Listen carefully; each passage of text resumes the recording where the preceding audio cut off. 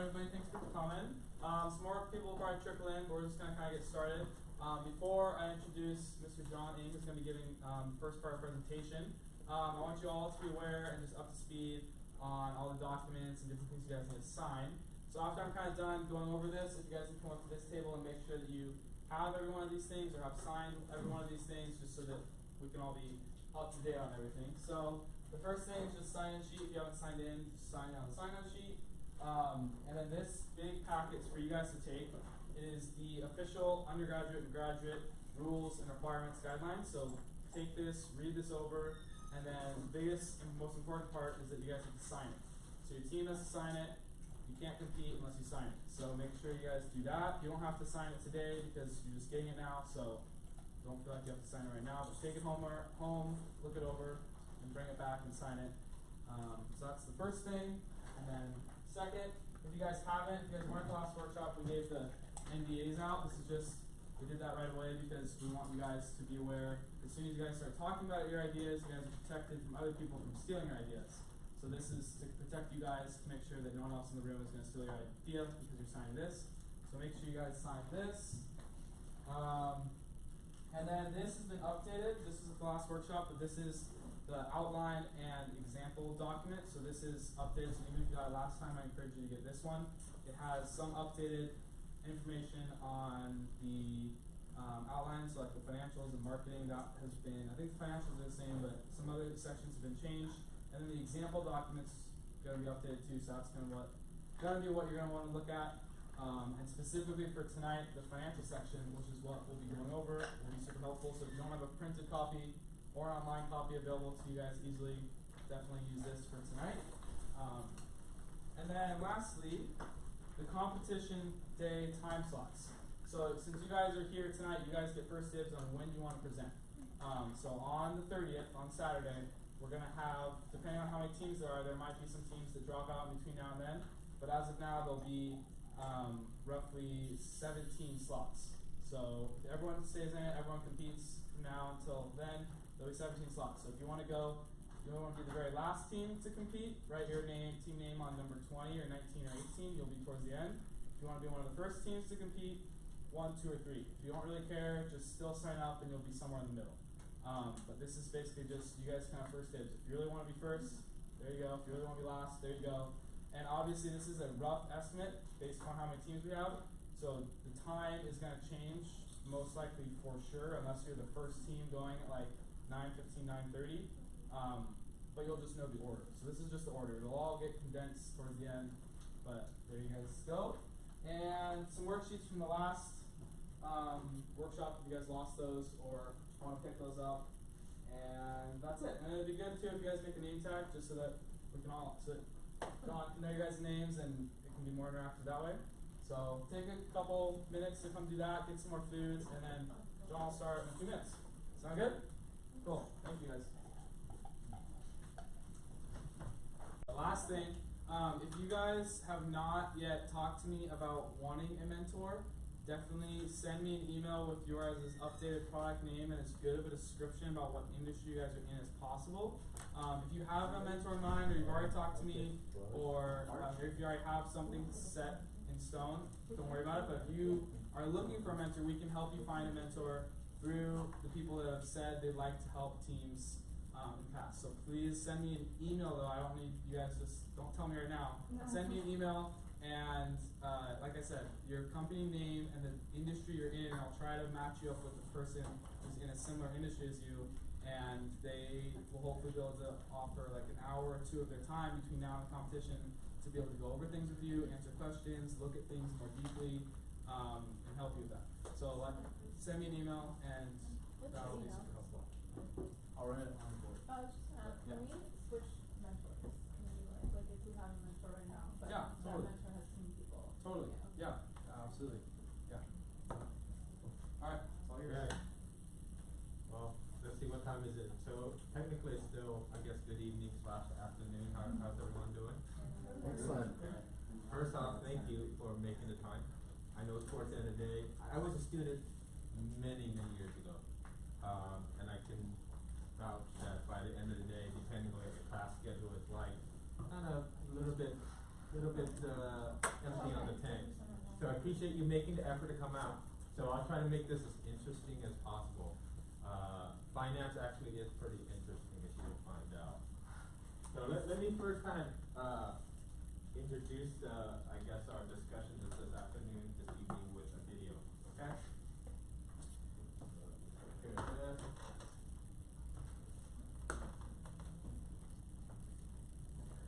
Working teacher Annie Appletree faced another school day where her to-do list was too long and her patience too short. One day after school, as Annie stared hopelessly at the mountain of parent emails and the upcoming science fair on her calendar, she wished she could be anywhere with her. Annie dreamed of a magical place where all the time-consuming busy work was taken care of, and she could focus on what's really important. But sadly, it was just a dream. Or was it? This is how Annie discovered Appletree, a delightful platform that would simplify all her classroom communication and help her partner with parents to make a difference for her students. The next day, armed with her magical Appletree, everything changed. Annie dove right in to conquer the upcoming science fair. First, she posted the assignment for her students. Next, she added the event to the shared calendar so parents know where to be and when. She requested volunteers to help out and quickly got 3 sign-ups. So she privately messaged them to go over a few details. The science fair was a smashing success, and Annie shared photos and videos of the event in real time. Well, it wasn't all perfect, but she was able to send an emergency alert when things got out of hand. Annie was amazed that parents got Appletree notifications any way they wanted, in the app, by email, or even in a text message. Annie found herself more balanced and in sync with parents and students. She also loved sending Appletree progress reports to update parents when their student excels or needs a little extra help. Together, teachers and parents make a difference and help students succeed. And that is Appletree. Appletree is available on iPhone, Android, and the web. With Appletree now in her pocket, Annie lived happily ever after. Good.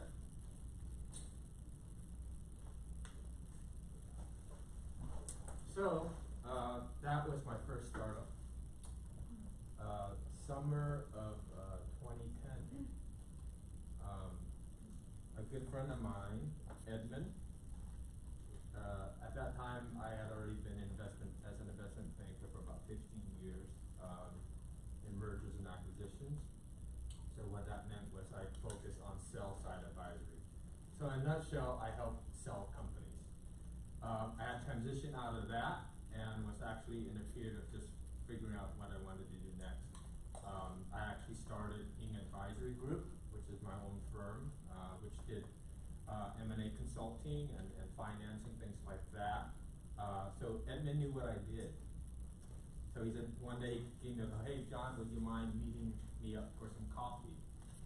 My friend Jeff and I have this great idea and would really love your input on it. So we met at Starbucks, corner of Jamboree and Michelson. We met there, we had lunch, and I go, Edmund, what's your idea? Right? I go, where's your business plan? He said, well, I don't have one. We have this idea, right? We have this idea about the social network, right? And the social network would be a location-based social networking platform that would allow really location-based communications in schools, at concerts, in sporting venues, right? Wherever you are, you could communicate with folks around you, right? So if you're at a Dodgers game, you could communicate with all Dodger fans around you, and it's all location-based. And the business model is that, well, advertisers, the Dodgers, GoBack could advertise to this, captured audience there. In the bottom of the 9th inning, the local restaurant could say, hey, game's almost over, why don't you come over for, to our restaurant, to our bar, and show us your app and you'll get 10% discount, etc. That was kind of the general idea. So what does that have to do with Appletree, right? To make a long story short, I liked the idea. I liked it so much that I became an investor. I was a seed investor. Myself, along with my good friend in Hong Kong, together we invested about $600,000 just to get the company going. From that, a lot of heavy lifting happened. In fact, I liked the idea so much was that I actually came on board as a co-founder, and I was the CFO. So my job was actually to raise funds. Right? We were fortunate enough. After our initial $600,000 seed round, we raised another $2 million Series A to launch. Right? That original concept was called BuzzMob. Since then, we've gone through 2 different pivots. BuzzMob became Capsule, Time Capsule. Capsule became AppleTree. So goappletree.com is really being used in most school districts across the country. It's used in North America, in Canada, and then some overseas, right? It's essentially a communications platform. So, why do I start off with this, right? It's actually not to pat myself on the shoulder, but because I will tell you, you know, in the startup world, success is very fleeting, right? And we're currently on another round of fundraising, and we're having difficulty raising funds, right? So it's not all about just having a great idea. There are a million great ideas out there. How do you execute, right? And part of the execution is putting together a sound financial plan, all right? So today we're going to do a background, give you some numbers and stats, talk a little bit about finance startups, give you a little, you know, hints about what to do, what not to do, right? My mantra in life is knowledge is what you learn from books. Wisdom is what you learn from your mistakes. I choose wisdom any day. You can ask my wife. I have lots of opportunity to be wise because I've made a lot of mistakes in my various business ventures, right? So it's a great thing. You're gaining knowledge now in class. May I show of hands? How many of you guys are actually in the finance or business in terms of your studies? Okay, most everyone. And those that didn't raise your hand, what are you guys studying? For me, I study intellectual property. That's my major. Okay, so you want to be a IP attorney or Yes. something? Okay, good. That's a very lucrative field, I know, because. Go ahead. You can go ahead. Yeah. Sometimes as well. Okay. Yeah. With Chatter, we had to do a lot of patents and things like that. So, yeah, very lucrative for the lawyers. Okay. Who else didn't raise your hand? I'm sorry. What do you? Okay. What do you study? It's a transport science major. Oh, cool. All right, awesome. Great. And you didn't raise your hand. Yeah, my major is computer science. Computer science. All right, awesome. All right. I asked so I can have context to see how deep I really need to get into, or brush over things, right? But really, with 60 minutes, I can't do a lot, so forgive me. All right. You saw that? All right. So, AppleTree wasn't actually my only startup. These are all the other startups that I've been involved in, very directly, either as a CFO, as an investor, as a founder, so very directly. This is stuff like I felt like, oh, I'll just put like $500 in, etc. My blood, sweat, and tears went into these various startups, ranging from tech, and then Ing Advisory Group, of course, is my own consulting firm, to applied science materials, universal evergreen elements, etc. PayU, and I believe PayU, AppleTree, I think Capsule, and Bucket are still active, right? Bucket Technologies is in the fintech field, right? So this is the numbers in front of you: 90%, 4%, 100 million, $10,000, 82%. Let's play a game here. All right, looking at these numbers, what do you think some of these numbers represent? Right? What do you think? And let me give you a hint. It has to do with startups. So, yes, go ahead. which number is that? I'm gonna guess 90%. Okay, certainly isn't 4%, alright, that's a great guess, 90%, okay. Any other guesses with any of these numbers? 82%. Okay, 82%, we would say is the startup failure rate, okay? The point is, it's high, right, whether it's 90 or 82. Any other guesses of what any of these other numbers? Yes? I wanna say the 4% could be, yes, but it could be the rate at which startups last after a certain amount of years. Okay, that's a great guess, that's a great guess. Yes, $10,000 could be the average startup cost. that's another great guess. We got a smart bunch here, right? Okay, what else? What do you think that 100 million represents? How many businesses start a year? Yes? Number of startups per year. I think we got everything covered, except for the 82%.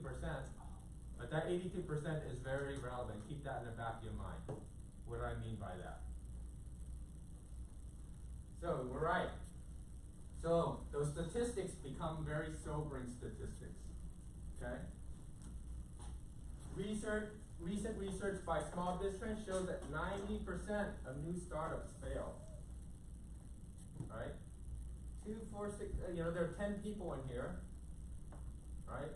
If all of you guys did a startup, only one person in here would somewhat succeed. Right?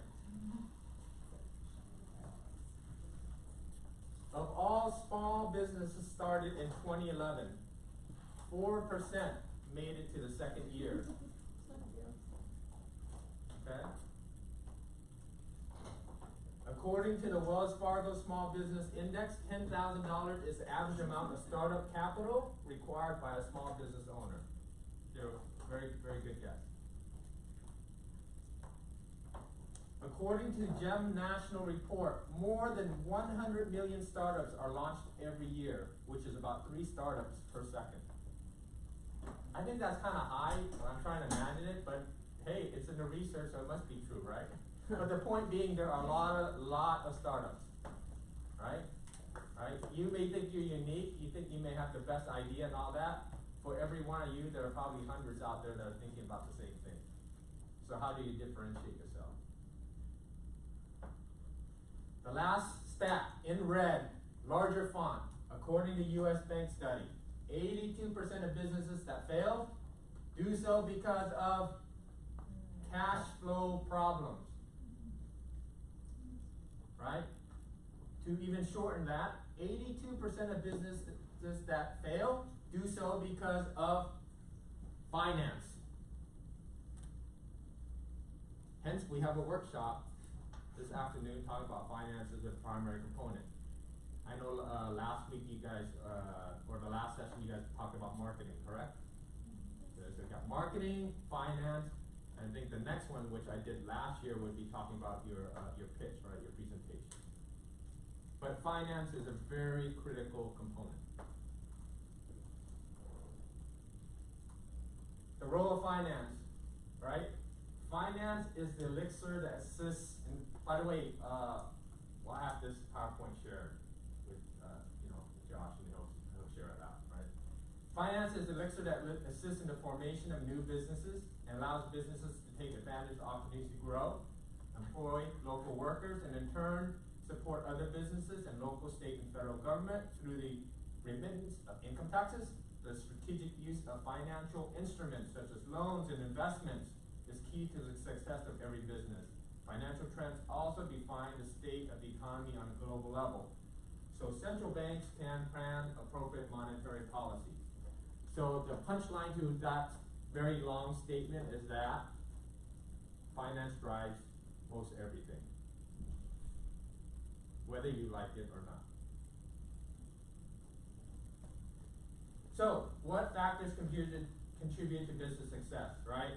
And, last year I kind of talked about these different components of the pitch that could specific idea, the problems, the solution, the market opportunity, product or service, business model, et cetera, but tonight we're gonna focus on, the financial component, the ask and use of funds and the financials. And that's what we're gonna focus on. Do's and don'ts. And after that, we can kind of dive into the workshop component, okay? And then the Q&A. Do's and don'ts in your finance. Show skin in the game. Show skin in the game. Let me ask, what does that mean to you? When I say, you know, in your financial presentation, show skin in the game. Anyone? Yes? Have a stake in it, whether it be like monetary or time, like have something that shows that you care about the company and how it goes. Yeah, exactly. Okay. In other words, when you're putting together your financial statements, right, your P&L, your sales, your cost of goods sold, your expenses, right? Salary line item for a startup should be almost non-existent, right? Right? The purpose of getting capital from investors is to be able to invest in marketing, product development, etc. Right? Not, I've seen, believe it or not, from grown adults, pictures that, you know, half the money is being used to pay people's salaries, right? You know, as an investor, I'm not here to pay people's, pay people's rent and all that. I'm looking for ROI, right? I'm looking for a return on my investment, right? There's a time when the business gets up and going, gets sufficient market share to pay people, right? But certainly not at the startup phase, and certainly not to you, the co-founder, or the founder, the founding team, right? Right. But that doesn't mean as a startup you don't pay fair market salary, because you may have to bring on sufficient talent. Give you an example. For BuzzMob, which is Apple Tree today, once we got a $2 million in Series A funding, our first priority was to bring on a CTO. So we went out. I don't know if you've heard of StubHub, right? So we located the former founder and CTO of StubHub, and we said, we need you to come on board. Can I just explain what a CTO is real quick? Chief Technology Officer, right? So you got Chief Financial Officer, Chief Technology Officer, Chief Executive Officer, Chief Operating Officer, and all that. But with a tech startup, the CTO is very important. So we paid him fair market salary, right? Which is over 10% of what we brought in to one person. But that was necessary. So don't confuse me saying, hey, you shouldn't be paying, anyone, right? If it's the right strategic investment in personnel, a CTO, for example, or a business development person that is well entrenched in the market that you want to bring on board, that has all the connections, of course you want to go ahead and do that. But skin in the game doesn't mean, hey, all the money you're going to be paying me a salary as the founder. Right? That will automatically turn investors off. Just forget about it, right? You just put brakes on any conversation, any hope of getting funding that way. You need to target a raise and valuation. In other words, hey, we got this great idea. You need to be thoughtful about it, right? And being thoughtful about it means you need to be very sure of how much you want. Right? So in order to arrive at how much you want, you actually have to go through a very thoughtful thought exercise, right? Of doing a lot of these things, doing the P&L, the statement of cash flows, the balance sheet, use of funds, right? You need to work backwards after doing all that heavy lifting. At the end, hey, for this seed round, we are looking for $500,000. We were looking for $250,000. We were looking for $1 million, right? For Bucket Technologies, my other fintech startup, which is my recent one, our seed round was at 1.1 million, right, which we raised. Right? So it varies, but the point is, you don't just, okay, I think I need $100,000. Give it to me, right? It's about thinking through about why, how much you need, why you need it, right? And then obviously, from an investor standpoint, okay, you're looking for 500,000, you know what? I'm gonna write you one check for $500,000. What do I get in return? Right? So yeah, you and your team, your other co-founder need to think through, okay, for 500,000, what am I giving up in equity, in my shares, right? Right now, you own 100% of capital stock, right? And you say, hey, for $500,000, I'm going to give up, 10%, right? And that implies what? A pre-money valuation of $5 million, right? Hey, for my 500,000, I'm gonna give up, 50%, right? That implies a valuation of $1 million. That's the point. You need to be able to, in your pitch deck, you need to make very clear, right? How much you're looking to raise and what that investor is getting in return in terms of equity, right? So use of funds. So it isn't just great to say, hey, I need $500,000. You need to be able to show how you're going to use that $500,000. Again, going through a thoughtful exercise, right? So the best way to kind of present use of funds on your use of funds slide, right? You can have one slide in your deck that says use of funds, right? Maybe do a pie chart, right? Bring it 500,000, right? Of the 500,000, 250,000 will be to do product development, right? So 50% of that. Maybe 25% will be for marketing, right? 10% for salaries, 10% for overhead, that sort of thing. So that's kind of your use of funds. You don't want to break, for use of funds, you're not going to go into the level of detail that you will in your profit and loss statement. It's just a big picture standpoint. Hey, how, in general, what are the broad categories that I'm going to go ahead and use your money, Mr. Investor or Mr. and Mrs. Investors? So definitely have use of funds. Okay? The three critical financial statements for any organization, right? Whether you're a brick and mortar, right? Whether you're a pizza shop or you're, Microsoft or Amazon, right? You have these three critical components. You have a profit and loss statement, right?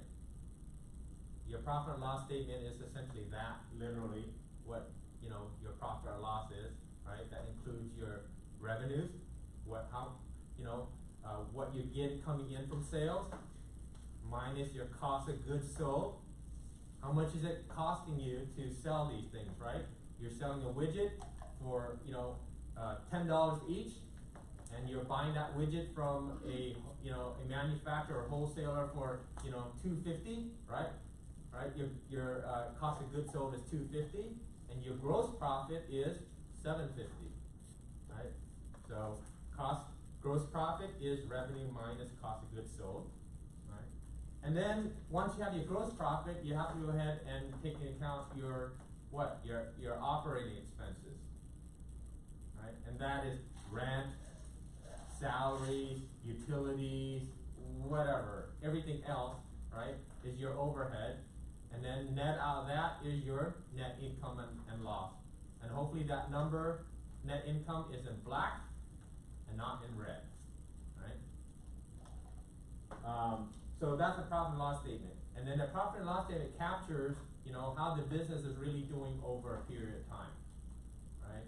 Generally speaking, you keep P&L on a monthly and an annual basis, right? Monthly, you want to keep a regular check of things, and then annual because your annual financial statements are done every year, right?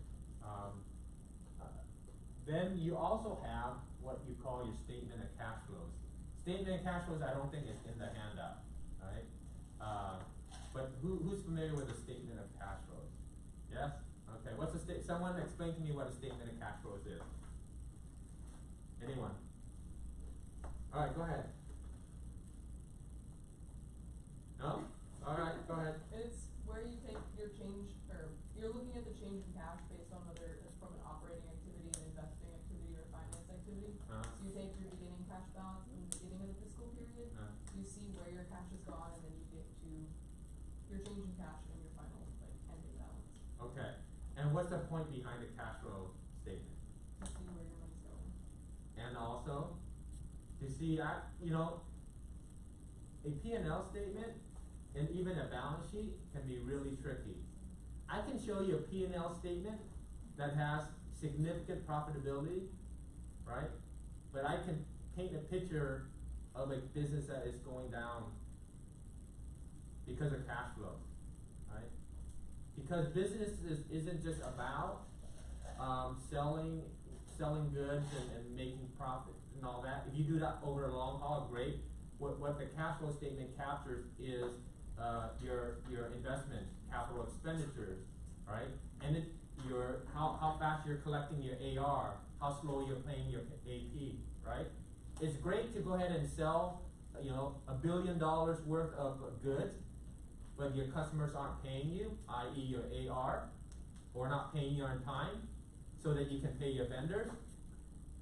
Then you're up the creek, right? You're in trouble. So that's why a cash flow statement is very important, right? Because it actually says, hey, I know people, maybe you know people out there that have great jobs, right? That have great salaries, but I would tell you, behind the scenes they're bankrupt. Because their statement of cash flows does not look good. Okay? Yes.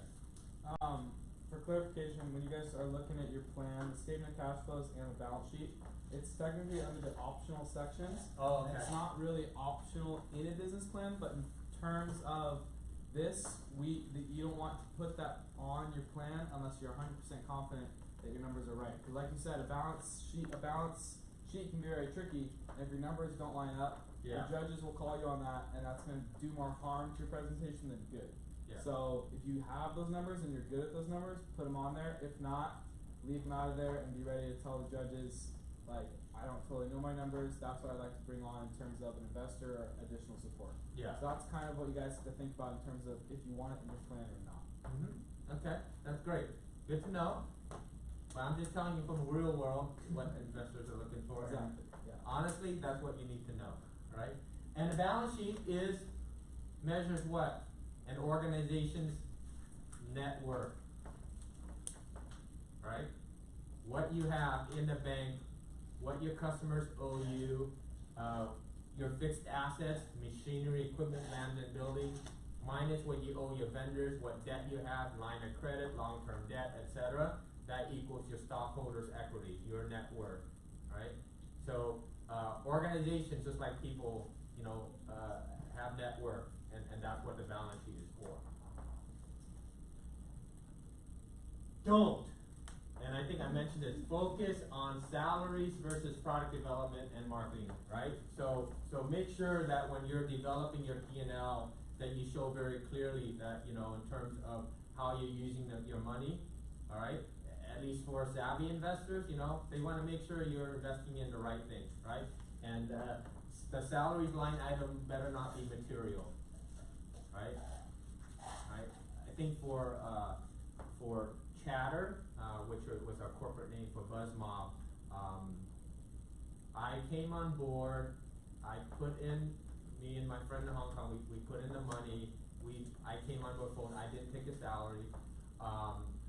The co-founder Jeff, who was the CEO, he took a modest salary because he left the job in order, and we felt like, you know what, he can't afford to. We want him to be working full time, and we don't want him to worry about getting a part-time job in order to pay rent, right? So he said, you know what, here we'll give you, I think $3,000 a month or draw, something like that, so that you can pay rent and and all that, right? But it wasn't a significant part of a portion of our expenses. Unrealistic P&L assumptions, right? Hey, I have this widget, I'm gonna sell it for $1 million, I can make it for like 25 cents. Look at my gross profit, right? In other words, you need to do your research in terms of pricing, right? Both in terms of retail pricing for your product or service, and also in terms of how much it's actually gonna cost, right? I don't know if I were a judge, and then, by the time you get up there, there'll be a lot of great presentations, a lot of great ideas, there'll be a lot of nice PowerPoints with nice pictures and things like that. How do I differentiate, right, between what's a great business plan, what's a great pitch and not, right? I look at how thoughtful you were in developing your financial plan, right? I look at how thoughtful you were in terms of your assumptions, right? Because thoughtfulness in your assumptions means you're realistic. Realistic means that, you know, you have a pretty good likelihood of at least, you know, being around after, you know, a couple of months, right? Realistic means that it increases your chance of being successful over the long haul. Realistic means that you, take this very seriously and not feel like, oh, I just got $1 million in venture capital, and whoopee, I'm going to go ahead and, well, I don't know how I'm going to spend it, but that's a lot of money, $1 million, right? That's not kind of the right mindset, right? Being able to be thoughtful and realistic in your P&L assumptions is very important. So I'm not quite sure how much time you have, and I don't have any idea what your product or service is and all that. Probably be a good idea in putting together your financials. Maybe, asking people that you trust, or if it's a product that is catered towards a certain demographic, you probably know those types of people. Ask them, hey, how much would you pay for this type of product? How much would you pay for this service, right? And then doing a little bit of research on how much that's going to cost, right? So please provide realistic and not unrealistic P&L assumptions. Hockey stick projections, okay? How many knows what a hockey stick looks like, right? Hockey stick, right? Hockey stick projection is kind of like this, and then boom, right? Hey, my product, in 2 years, we're gonna have, 50% of the multi-billion-dollar market, right? You will be laughed out of the room, right? In a real world scenario, right? You need to be able to be realistic in those assumptions of your projections, right? Did you guys talk about doing projections at all, or and how and what time period you're gonna do the projections over? We haven't talked about it yet, because this is kind of our first time coming together talking about it, but in the plan, there is a section if you guys look at the example, in the later part of the plan, if you guys pick it up, there's like that, in that example, there's like a year 1, year 2, year 3 projections on how that example plan forecasts their. Okay. Yeah, I would typically recommend you can do 3, but I typically do a 5-year projection. So the projection is called a pro forma, right? So a pro forma. So it's kind of, typically I use 5 years because 5 years generally captures a full kind of macroeconomic business cycle, right? And so that's why I use 5 years, right? Because within the economy, there's always going to be ups and downs, 5 years captures a pretty good segment of the macroeconomic cycle that, okay, I can see where that's coming from. It also gives sufficient runway for your business, right? Whether you're selling a product or service, to see how it goes, right? I will tell you that 99.9% of businesses you're not going to be going gangbusters in day 1 or year 1 or maybe even year 2, right? If you look at even the social networks that you know nowadays, right? The Facebooks of the world and Instagrams and all that, you might, maybe the impression is they were overnight successes. When you get a chance, Google, do some research on these social networks. There was a lot of heavy lifting. There's a lot of long nights. There were a lot of times where, the founders felt like, hey, we're not doing so hot, right? So, we're digressing. But the point is, that's why I kind of like to do kind of a longer projection period. Okay? I know we're running out of time, so I'll take some Q&A. We can do the workshop portion. That's my email address. It's my personal email address. Jot it down. If you have any questions, want to run anything by me, etc., feel free. Okay? And I will do my very best to help, or run some ideas, have any questions. Great, thank you. Okay.